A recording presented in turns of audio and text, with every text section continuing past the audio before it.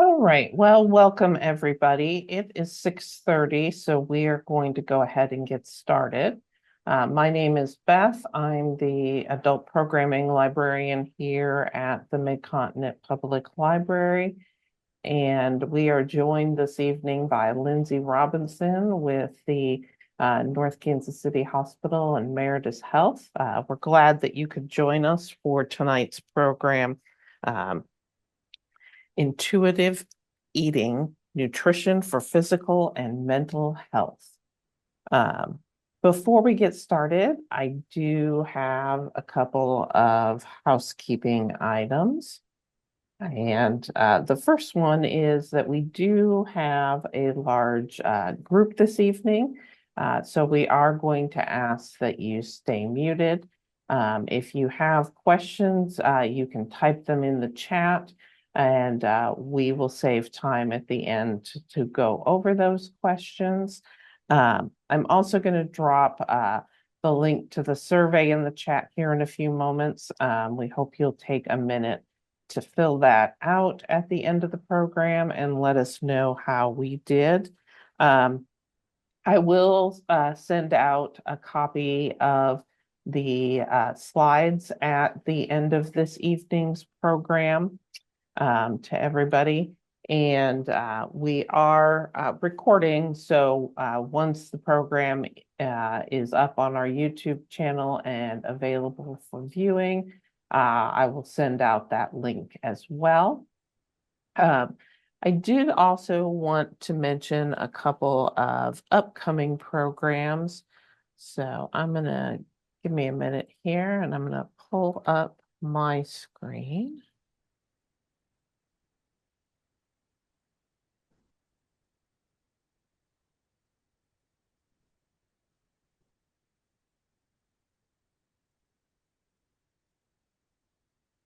So hopefully everybody can now see my screen. And the first program I want to mention is Italian Soups and Healthy Greens. Vanessa Young is going to be back with us, and she's going to be showing us how to make a delicious pasta e fagioli that it has some healthy greens included in as well. So perfect for the winter season, although we are not very winter-like today. But that is on January 14th at 6:30 on Zoom. So you do need to register to receive the Zoom link on that. Literary Destinations in the Midwest is a fun program. It's a part of our Winter Reading Challenge. And our theme this year is Endless Journeys. So travel writer Christina Light is going to be back with us, and she is going to be talking about places you can visit that have literary themes. So she'll talk about some of the Laura Ingalls Wilder sites that you can see here in the Midwest, the Wizard of Oz Museum that's in Kansas, as well as some, Alice in Wonderland bed and breakfast, things like that. So that should be a lot of fun. We have it a number of different branches, as well as a hybrid program, so at our Midwest Genealogy Center and on Zoom on February 26th at 2 p.m. If you do want to attend virtually, you do need to register to receive that Zoom link. On January 14th at our Woodneath Library Center and February 23rd at our Colburn Road Library Center, we're going to have Meditation Mythbusters. So Nicoya Helm is going to be back with us, and she'll be talking about some of the myths that might surround meditation, as well as simple practical strategies you can use to get a meditation habit started. And then on January 17th at our Green Valley branch, January 22nd at our Green Hills branch, and February 21st at our Weston branch. Gardener Miriam Tata is going to be back. And this time she's going to be teaching us how to grow sprouts and microgreens indoors. She'll cover the essentials from everything from choosing seeds and setting up your space to caring for them. So you'll have fresh greens right at your fingertips for meals. So with that, I'm going to stop sharing my screen here. And I'm going to turn it over to Lindsey and let her get started. Hello, guys. I'm really excited about tonight's topic, intuitive eating for nutrition, physical and mental health. This is a big upcoming topic. So yeah, let's dive in. So today we are going to recognize the relationship between nutrition and mental health and be able to understand the principles of intuitive eating and promote a positive relationship with food. So I was kind of surprised to see how much of a correlation nutrition has with our mental health. But when you really think about it, why is nutrition even important in the first place? Because we all eat, right? And nutrition provides our brain and body with essential nutrients it needs to function. So it's not just our body, it's also our brain. And better understanding that nutrition can help us make healthier choices to keep our mind and body feeling good. And this actually has a name to it. It's called nutritional psychiatry. This is the study of how food can affect our mental health. And this whole thing is all because of something called the gut-brain axis. This is a communication line between your gastrointestinal tract, so your GI tract, your gut, whatever you want to call it, and your brain. And so this axis sends signals back and forth through our nerves, our hormones, immune cells that allow your gut to influence your brain function and vice versa. So it allows our brain function to influence our gut. I mean, think about it. Whenever maybe we have a GI bug, we're not going to mentally feel well. And sometimes when we're really stressed, anxious, just having a bad mental health day, that can also mess with our gut too. So this connection regulates our mood, our appetite, our stress response. And there's been a lot of research done on this lately. Definitely more research is needed. But studies have compared a traditional diet like the Mediterranean diet to a typical American Western diet. And they found that the risk of depression is about 25 to 35% lower in those who eat more of like a Mediterranean diet. So I really like this saying at the bottom. Not only does the GI tract digest your foods, it guides our emotions. So what is the Mediterranean diet? This has also gained a lot of popularity as well. So this is based on how people eat in the 16 countries that border the Mediterranean Sea. This is just their normal way of eating. It's not like they go out of their way to be healthy. Lucky for them, it is just healthy. But it's high in a lot of your plant foods. So high in fruits, vegetables, whole grains, beans, nuts, seeds, and their primary use of oil is olive oil. They do moderate amounts of dairy, eggs, fish, poultry, and not a lot of red meat, but that's just because they live on water and they have a lot more better access to fish and seafood. Focuses on minimally processed foods, a lot more plant-based options, and then fruit's a very common dessert instead of like a lot of like cakes, cookies, and pies. And then you have something like our typical American Western diet, how we eat here. It's high consumption of processed foods, sugary beverages, red meats, saturated fats, and refined grains or simple carbohydrates. Unfortunately, these tend to be low in fiber, vitamins, minerals. And this has really become the dietary norm for many countries, just due to the convenience of fast food and prepackaged meals. It's affordable, easy to access, but unfortunately it is linked to a lot of chronic health issues, increased risk of chronic diseases, obesity, diabetes, and heart disease. So that's why definitely having a little bit of a healthier relationship with food, healthier diet, can really help improve our mood, our cognitive function, and overall well being. Just because better nutrition can also reduce the risk of developing other mental health conditions like depression, anxiety, bipolar disorder. Overall promotes a healthy lifestyle, but it's also going to prevent against those diseases like diabetes, heart disease, cancer, um, a lot of pretty much any chronic disease. So, really, what is healthy eating? Because there's truly so many different ways to be healthy. The key is sustainability. So, what does healthy eating look like for us that we can sustain and enjoy lifelong? Um, I would say this is very similar to the Mediterranean diet. You can do the Mediterranean diet, but it's not your only option. So, a lot of overlap will be it's high in fruits and vegetables, whole grains, lean proteins, and healthy fats. And we're going to talk a lot more about this. Easier said than done, right? So, I wish it was just easy as that. But I mean, there's so many barriers to just, making any nutrition changes.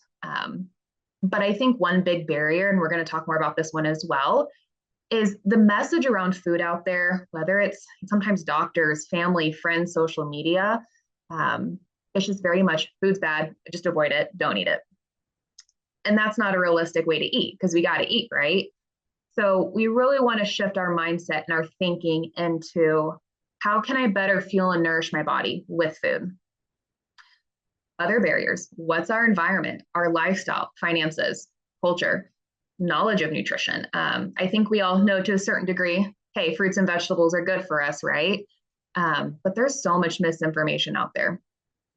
Are we able to meal prep? Are we able to cook? So there's definitely some big barriers that come into play as well. So now that we've identified that we know nutrition is important for our mental health, how can we actually apply this into our everyday lives? So this is where we really see intuitive eating maybe really help bridge that gap a little bit. So intuitive eating, this is an evidence-based mind-body health approach that's based off your physical and your psychological needs. So it's being more aware of your eating habits, the sensations you experience when you eat, and the thoughts and emotions you have about food. Because food is so much more than fuel. It looks good, tastes good, smells good, provides a comfort component. So the goals are to eat to maintain overall health and well-being, learning how to appreciate food more often, and how to fuel and nourish your body and feel better after eating.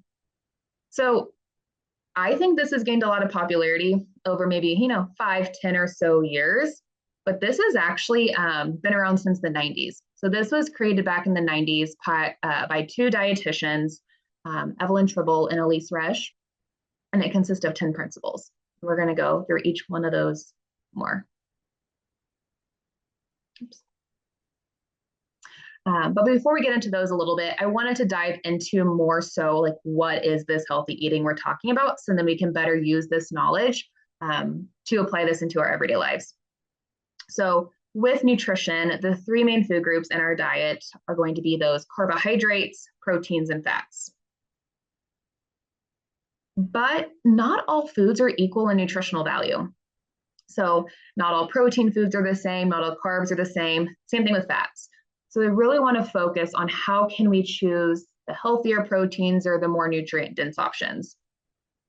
But you got to have protein. It's required for your tissue repair, building lean muscle mass, helps with our immunity, keeping us full, a lot of things. It's pretty much the basic building blocks to everything in our body. But we just want to do more of your lean protein. So like 90% lean beef or higher, skinless chicken, pork chops, turkey, fish, seafood, eggs, beans, nuts, seeds. Red meat is fine. We just want to do the round and loin cuts. Those are going to have a lot less fat to them. So like tenderloin, sirloin, pork loin, beef round. Or if you get the ground beef, as long as you get like 80-20 and you drain the fat, that's still fantastic. But the more lean we want it, so whether you buy it already lean or drain the fat. It's just the processed meats you want to limit, like your bacon, bologna, sausage, hot dogs, turkey sausage, chicken sausage. Just more fat, more salt, more processed. And so we just really want to focus on how we can make those healthier swaps to the leaner proteins, just because too much of those processed meats is not going to be good for a lot of preventing chronic diseases. So you got to have fat. It's a slow burning source of energy. You need it to absorb all these important vitamins and minerals. Plus, it keeps you full. We just want to limit the saturated fats because those in large amounts can increase the risk of heart disease. Kind of a good visual, anything salt at room temperature. That's kind of how it sits in our arteries in large amounts. So butter, salt at room temperature, margarine, coconut oil, whole fat dairy, and those processed meats and higher fat meats. So those unsaturated fats, these are going to help reduce the risk of heart disease. So making healthier swaps to these, generally liquid at room temperature. So think about all those other oils. So like olive oil, avocado oil, vegetable oil. When it's liquid at room temperature, flows right through your arteries, doesn't clog them up. Nuts and seeds, also heart healthy in avocados. So nutrition's such a great area, and this is a perfect example of that. So the recommendation is do low-fat dairy, like low-fat yogurt, low-fat cottage cheese, 1% or skim milk, but we have to have some saturated fat. So the reason they recommend low-fat dairy is because the typical American diet, we get way too much of it. So if you're not really doing a lot of other saturated fats, you can do full-fat dairy, and that is okay. It's truly just playing the give and take. But also, what do you like? Because some people are like, skim milk tastes like water. I want my whole milk. But it's okay. Have your whole milk. We maybe want to limit the processed meats and the butters, but truly we can make all foods fit. And then carbohydrates. So you got to have carbs. The primary function is to provide energy for the brain and the body. But we want to go with more of your complex carbohydrates. These are going to have a lot more vitamins, minerals, fiber, nutrients to keep us full and feeling good. So these are things like your whole grains. This can be whole grain crackers. It can be whole grain bread, oatmeal, brown rice, quinoa. All the beans and legumes count. Any fruits count. And then the starchy vegetables. And starchy vegetables are peas, corn, and potatoes. Those are the main three that have a significant source of carbs. So they would just fall under this category. We do want to limit more of your simple carbs like juice, soda, sugar, candy, white breads, white pastas. They're just more processed. They take out a lot of these nutrients when they process them. They don't add all of them back in. So that's where we just want to make healthier swaps to those complex carbs most of the time. Pretty much any vegetable you can think of besides peas, corn, potatoes, we call these your non-starchy vegetables. These are very little to no carbohydrates, packed full of fiber, vitamins, minerals, to keep us full and control portions elsewhere. We do want to be a lot larger on these types of vegetables than our starchy vegetables. All are nutritious, it's just one gives you carbs and one, doesn't. So like lettuce, tomato, cucumber, broccoli, spinach, carrots, bell peppers, so on and so forth, asparagus. So list is endless. That's why I kind of like to say anything besides peas, corn, and potatoes. Fresh, frozen, and canned, they're truly all nutritious. If you are doing canned vegetables, I would just get the no salt added or just rinse them off with water. If you were to make that modification, they're equally nutritious. So taste bud preference, budget preference there. Plus, they taste very different. I mean, a fresh green bean versus a frozen versus a canned green bean, it's like 3 different foods. So you may like it one way, but not another way. So if you're not a big, I prefer cooked cooked carrots versus fresh carrots. So, if maybe you don't like a certain vegetable, try it a different way. So to kind of put this all together, we really want to strive for variety and balance of foods, just because not one food group is going to give you everything you need. Carbs are fantastic. They give you energy, but it doesn't really keep us full. Protein and fat are filling foods, but protein doesn't really give you any energy. So that's really where we want to try to get some source of high fiber carbohydrate with a protein or a high fiber carbohydrate with an unsaturated fat for most meals and snacks. So that's where we'll go through some examples, but that can be like crackers and cheese, or that can be like banana and peanut butter, or that can be some potatoes and some meat. But we typically don't get enough fruits and vegetables and enough fiber in our diet. So definitely anywhere we can incorporate more of that, the better. So just ask yourself, how could I add a fruit into the mix of this snack or meal? Or how could I add a vegetable? Truly, either or. And then we do want to eat every 2 to 5 hours during the day. Just because when we go longer than 5 hours without eating, we tend to overeat. And maybe not always make the healthiest choices. So just to keep our portions in check, just to keep our energy up, our metabolism going, to eat every 2 to 5 hours. But that can look a lot of different ways still. I mean, some people are like a 2 meal, 2 snack kind of day person. Some people 3 meals, no snacks. It could also be, 3 meals, 3 snacks. So truly, we just don't want to go, we want to give your body a 2 hour break just to digest your food, but to not only eat once or twice a day. You guys are going to be getting this in your email, but to give you those snack ideas to really incorporate more fiber and protein in snacks, but definitely change it up what you like.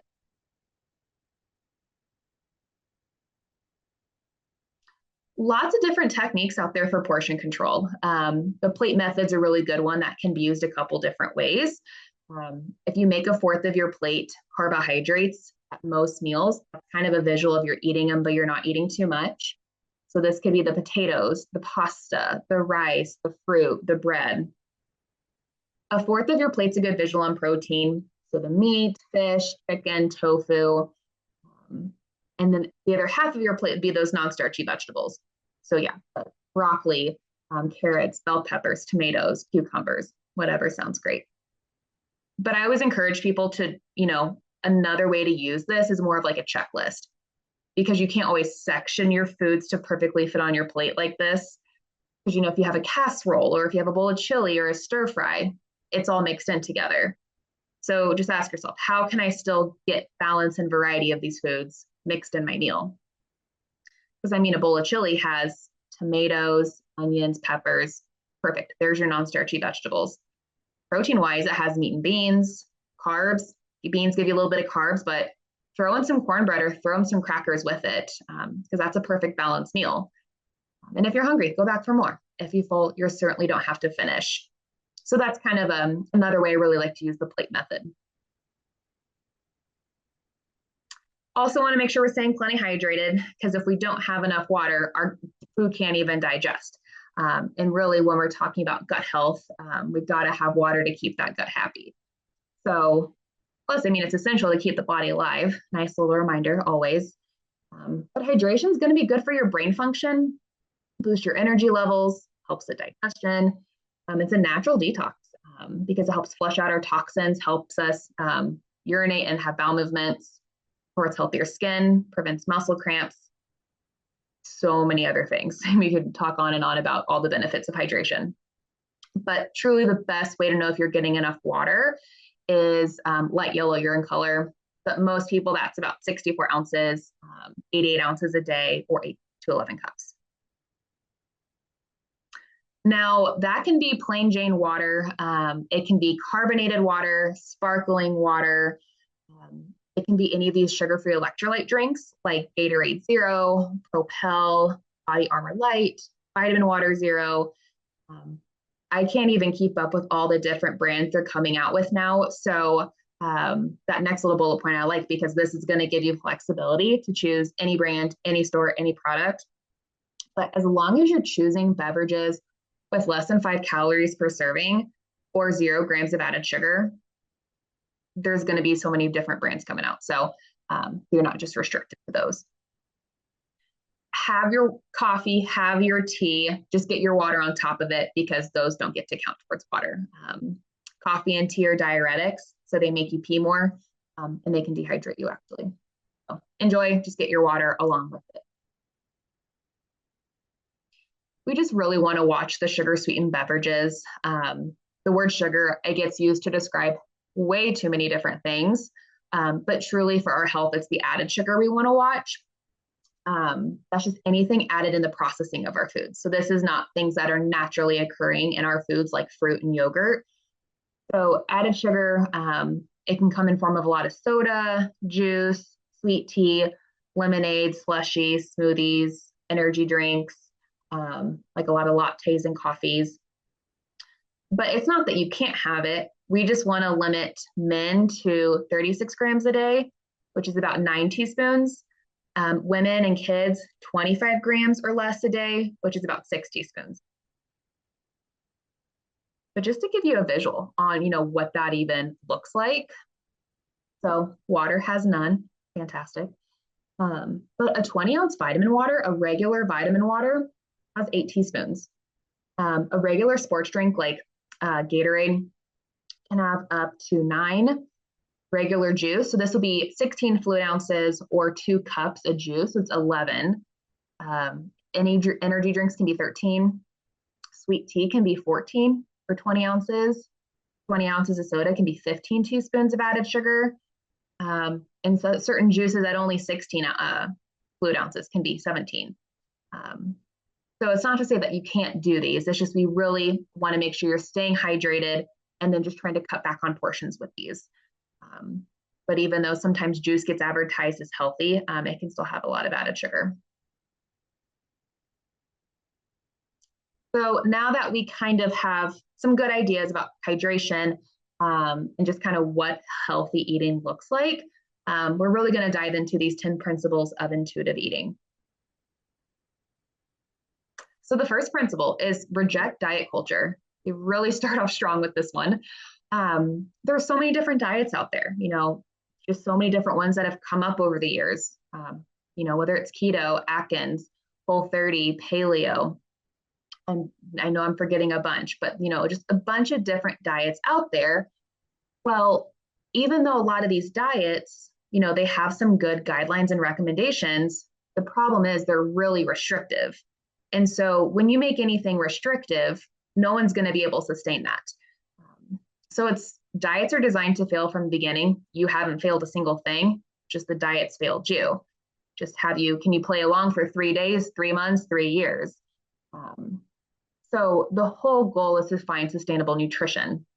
Because truly, to be healthy, we can enjoy all foods. Nothing you absolutely have to avoid unless you just don't like it.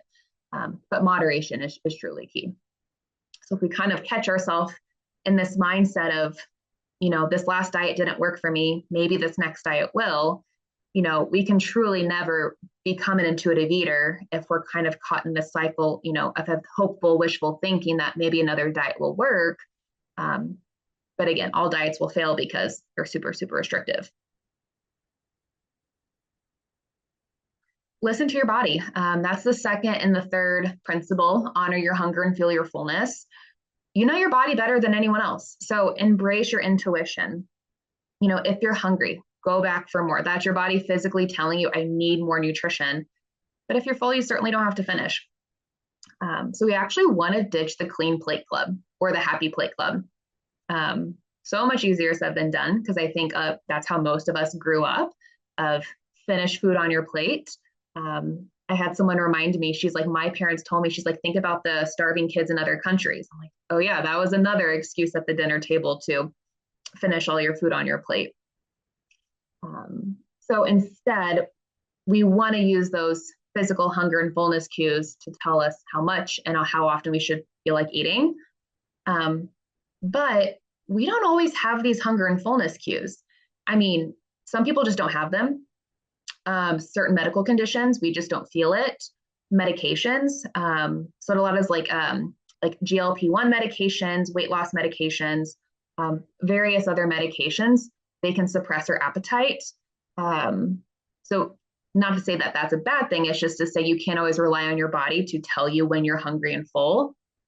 Certain situations, if you're running around having errands all day, or you're at work and you're really into something, your body's not going to let you know that you're hungry until it's 8-9 hours later and we're completely ravenous.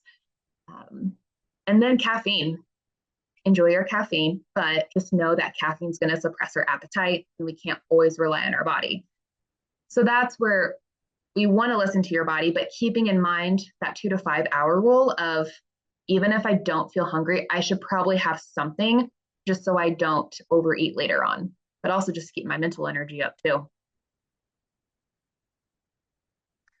This is called the hunger fullness scale. This can be a really great tool just to help us become more in tune with what our body's even telling us, because we all present hunger and fullness very differently. So one, you could be so starved you're weak or dizzy. So just being weak, dizzy, I've had people pass out because they haven't eaten. Then two, this is kind of where you're feeling extremely hungry, irritable. Maybe you're having some stomach growling going on. Three, this is where you're less famished, hungry enough for occasional stomach growling. Four is the feeling you're mildly hungry. So how you feel if you were to have a light snack. We want to be in this 5 to 6 area. So 5, you're satisfied, feeling neither hunger nor fullness. 6, you're mildly full, but no discomfort. And then 7, you're full enough for mild discomfort. 8, you're stuffed enough for more notable discomfort. And then 9, we call it Thanksgiving stuffed. We're extremely uncomfortable. This isn't saying you can only be at a 9 one time in the year. It's just saying, you know what that feeling is? That's what a 9 feels like. So we don't want to be at that point a lot of the time. And then 10, you're filled to the point of getting sick. So we certainly don't want to be on either end of the scale.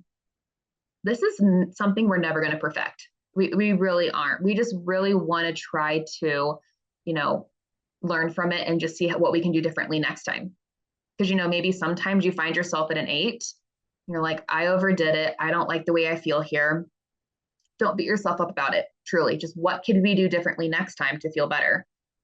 So maybe next time you're at a 4. And then you realize, I don't like the way I feel at a 4. So it's okay to go back for more. So just kind of view it as a trial and error. And what can we do differently next time? So you could always try checking in with yourself with the scale, before you eat, see where you fall on this 1 to 10. Maybe you check in with yourself, but in the middle of your meal to kind of force you to kind of think about it, slow down, and kind of get out of the mindless eating habit. And then check in with yourself after the meal. Just maybe kind of help us understand what our bodies are telling us a little bit more. Because too, a lot of times if we're not paying attention or if we're watching TV, scrolling on our phones or eating with a lot of distractions, your body and your brain need time to communicate. So definitely taking time with our meals can kind of help them, catch up to, with each other. Because a lot of times if we eat super, super fast, give yourself 15 minutes and then we hurt because we overate. But too, the way we feel fullness, this one always fascinates me. Some people burp when they're full. Some people sneeze. Some people have watery eyes, their nose drips. And some people take a big deep breath in. So a lot of people do this, but they don't realize that's their body telling them, hey, I'm full. So I just always kind of laugh because every holiday meal or big family get together, I'm always noticing a lot of these reactions going around the whole table. So maybe see next time you're probably eating a little too much, see if your body gives you any of those signs and signals. The 4th principle of intuitive eating is to make peace with food. We got to give yourself freedom to eat whatever you want and whenever you want. This is going to allow you to eat without shame or judgment. Because truly, avoiding your favorite foods will only lead to feelings of deprivation and cravings.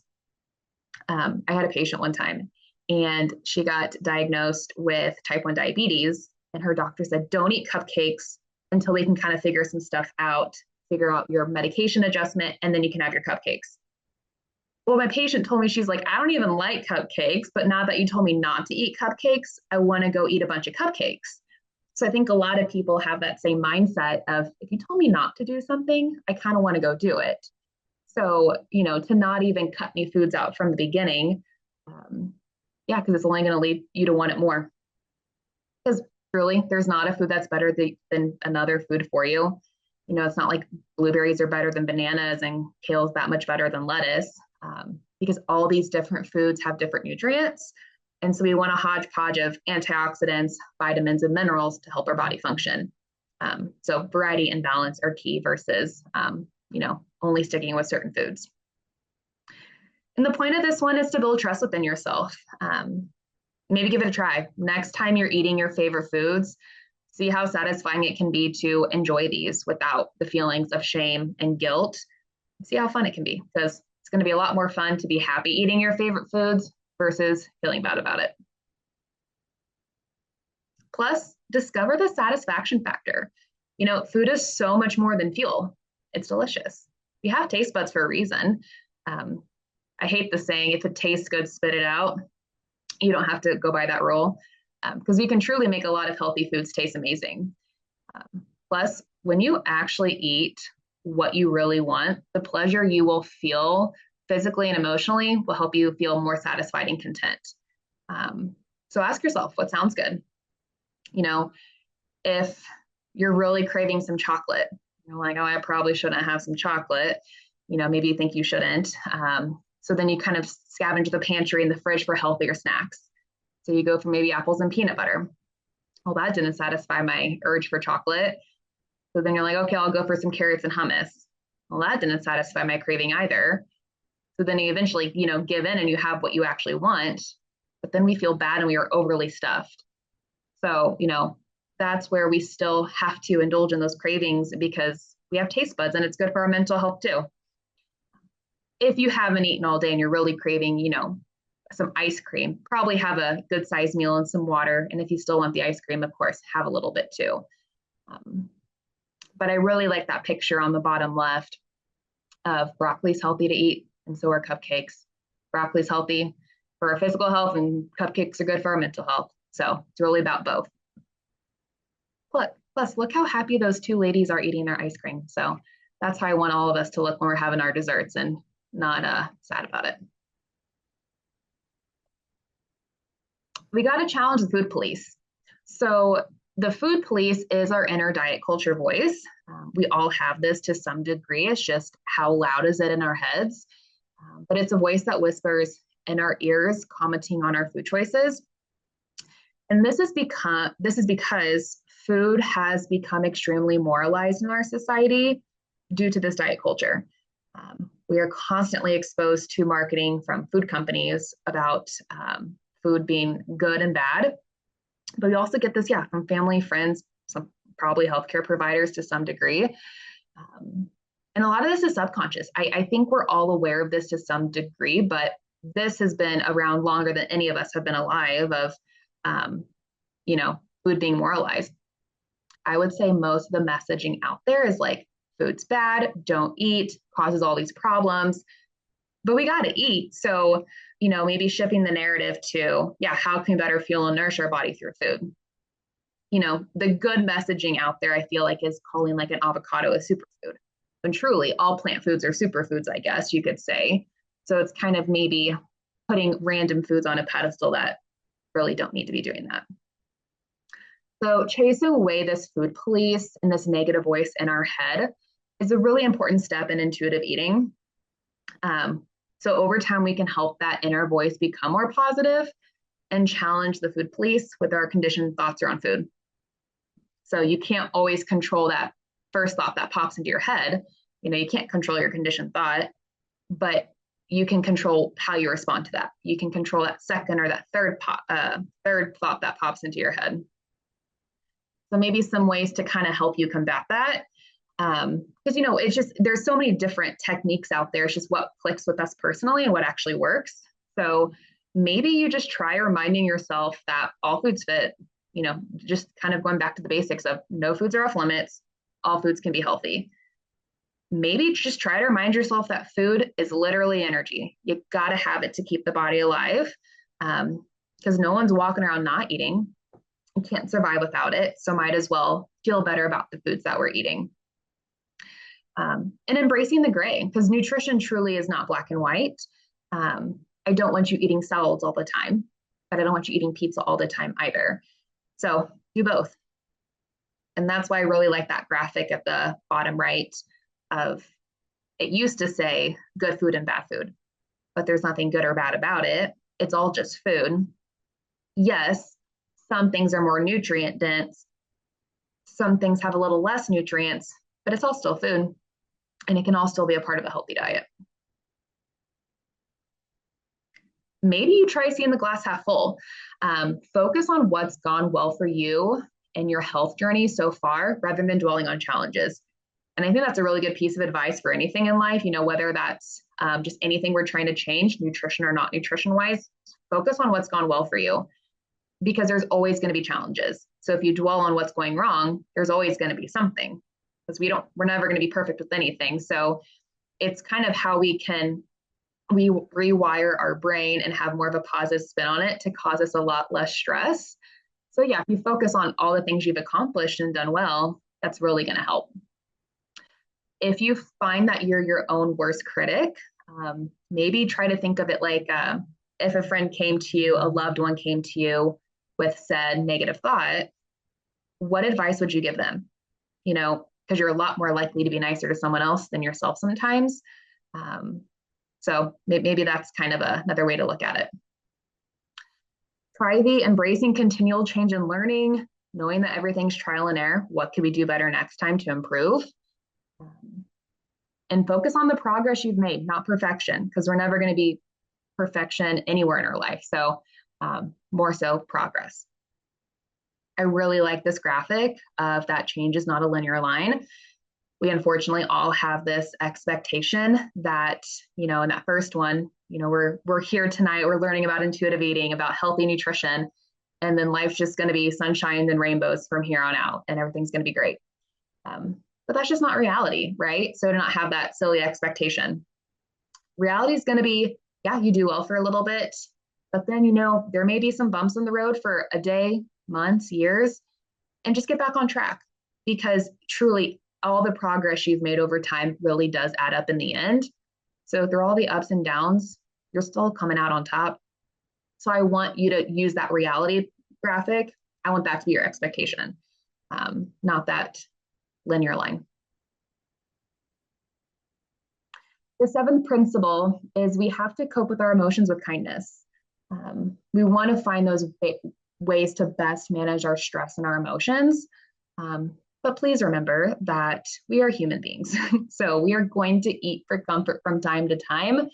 Makes you normal, a human being. It does not mean you're a failure by any means. We just don't want food to be our main outlet for coping and stress.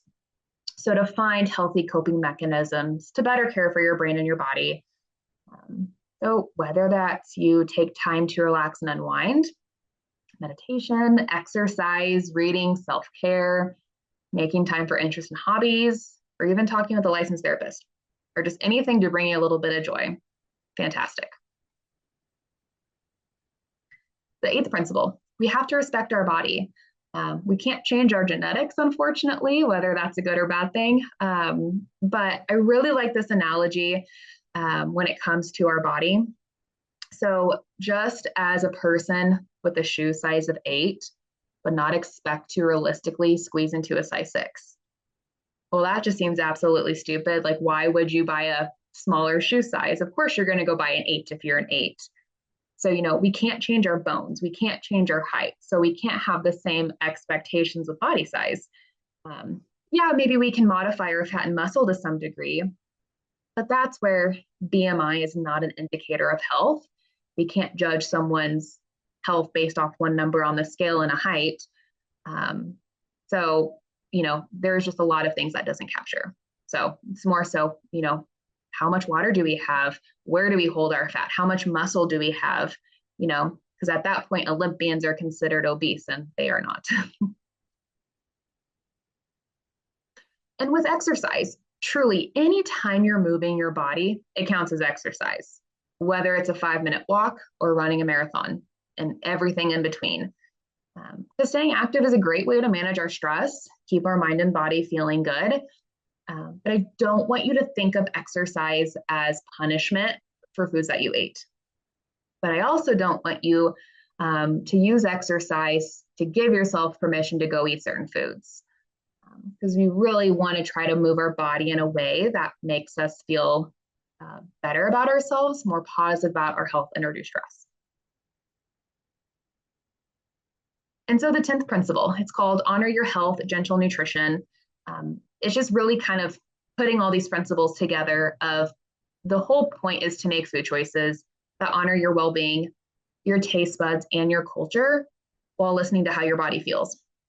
So with all of that, remember grace and gratitude, and really focus on progress, not perfection, because it truly is what we are eating over time that matters. It is not every single day all the time. And yeah, we don't have to have a perfect diet to be healthy. So hopefully to take a little bit of stress off there. And we want to create those lifelong sustainable changes. So, when you're looking at kind of where to begin, I encourage people kind of pick 1 to 3 goals to start with. Just because when we do more than 3 things at once, it's just a lot to take on. And when you are setting goals for yourself, make sure it's something you're adding in. So I don't want your goal to be, I'm not going to drink soda. Make your goal, I'm going to increase my hydration, or this is what I'm going to do instead. Don't make your goal, I'm not going to eat out for lunches. Say, I'm going to pack my lunches twice this week, and then I'm going to eat out these other times of the week. So make it realistic and make sure you have a plan in place instead of just cutting something out. But make it something you actually want to do. If there's a food you hate, or you've tried something in the past activity-wise, or keeping a food journal, it's like, this has never worked for me. It's probably, you can give it a try, but I want you to try something that you haven't tried over and over again and it hasn't worked. And truly, the last little piece of advice I'll leave you with is that nutrition and health is not a one-size-fits-all approach. You can't just shove everyone in the same bubble and say, eat the same way, manage your health the same way. It doesn't work. So it's just, everyone's different, and it's finding what works best for you. Okay, well, thank you guys. Any questions you have, call me, email me. If you want to have a one-on-one appointment with the dietitian, all the doctor needs, we have to have a doctor's order. So a doctor would just send an order over to us at NKC Health, previously known as North Kansas City Hospital, if you want to meet with a dietitian. But you can always call me, email me with anything you need. But I will be going through some questions right now. Thank you, guys. All right. The first question we have is, can you talk a bit about resistant starches and how or if cooling rice, potatoes, etc. helps raise blood sugar slower? Yeah, this is definitely like a newer thing we've discovered. So if you have pre-diabetes, diabetes, or just watching your blood sugars, if you were to like cook potatoes, cook rice, but then if you were to reheat it next day, we found it doesn't spike your blood sugar as much. It kind of digests a lot slower, and just doesn't spike it as much. So yeah, not that you have to like go out of your way to not eat the potatoes after you make them. But yeah, if you like meal prepping or kind of like making large batches at once, that can be a great way of quick, easy grab and go. And yeah, we're noticing it's not spiking blood sugar as much. Let's see. Does eating protein and a healthy fat with a carb help slow its blood sugar? Yes. So carbohydrates, we love them. They're energizing, and whether you have diabetes or not, this is just how carbs work in everyone's body. It raises our blood sugar, which is not a bad thing. That's just how we digest carbs and to become energy. But a carb alone, like just a banana or just rice, it can spike your blood sugar more. So that's because it digests really quickly. But protein and fat, they digest a lot slower. So when you have it with the carb, it makes the carbs digest slower. So you don't see as much of a spike. So yeah, balance also helps with blood sugar and keeping you full and a lot of other things. So yeah, you got it. Let's see. If you are trying to lose weight, should you drink half your weight in water? I've heard this, but not sure if it's true. Yeah, there's other calculations we do. Yeah, because it is about weight. So that's where I tell people start with that 64 or 88 ounces and then go based off urine color. I mean, if someone's sweating a lot or very, very active, they're losing more water. So sometimes it's up to 100 ounces a day.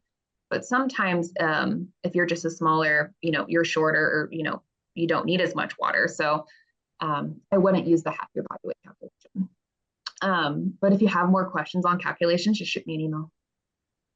Let's see. Can you please review external signals to learn to recognize fullness?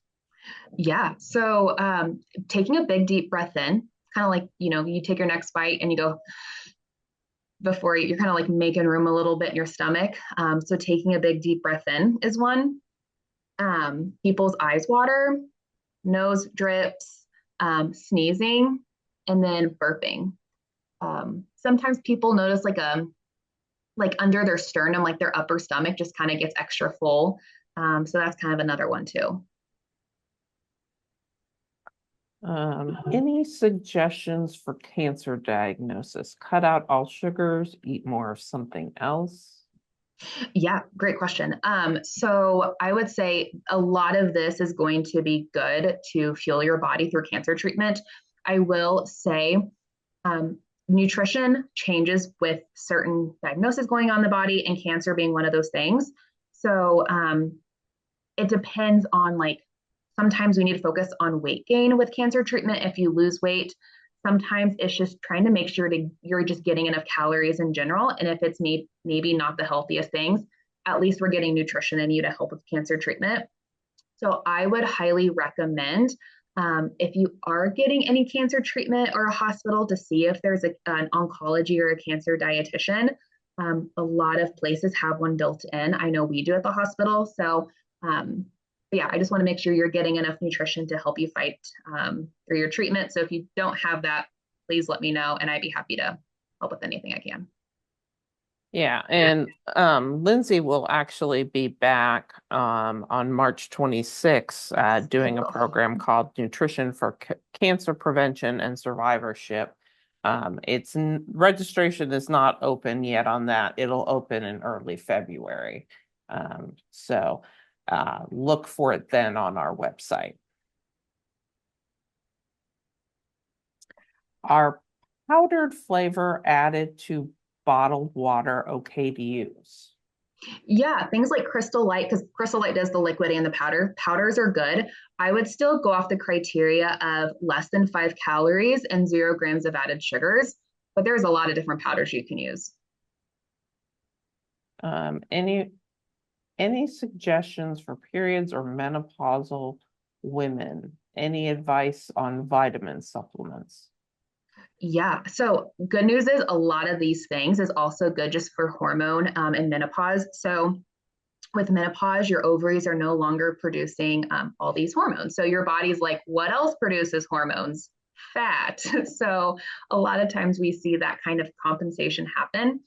So kind of the timing of meals, the types of foods, the pairings, all very pertinent. Exercise. So anytime you're moving your body, that is good exercise. But if you can get some like more weights or resistance in there to really help prioritize your muscle mass, just because as we age, we lose our muscle, and the more muscle mass we have, the better it is to kind of help with hormones. So whether that's just like your body weight in squats, whether it's getting like, 1, 2 to 5 pound weights. So yeah, just I would say, and protein with most meals to really help maintain that muscle mass as well. Advice on vitamin supplements. With this one, I always recommend getting your labs done. If you're low in vitamin D, definitely wanting to then take it at that point. But if you're not low in vitamin D, there's no point in taking extra, and actually can do more harm than good. And then supplements, I would say, depending on like if you're looking to like regulate your cycles or menopause, that does change some supplements. But I would say always talk to your doctor about supplements, and it's usually lab based. As far as the recordings, I will email out that link to everybody once it is available on our YouTube channel. It usually takes a couple days after the program for that to happen. I've also dropped again the link to the survey in the chat. So if you can take a moment to fill that out and let us know how we did. If you have thoughts on other topics you would like to see presentations on, we always want to hear those as well. Don't see any other questions, just lots of thank yous and excellent presentation, very informative. You are all very welcome. I like doing these, so it's always fun. So with that, thank you, Lindsey, and thank you everybody who joined us this evening. And we hope to see you in the future. Have a great evening.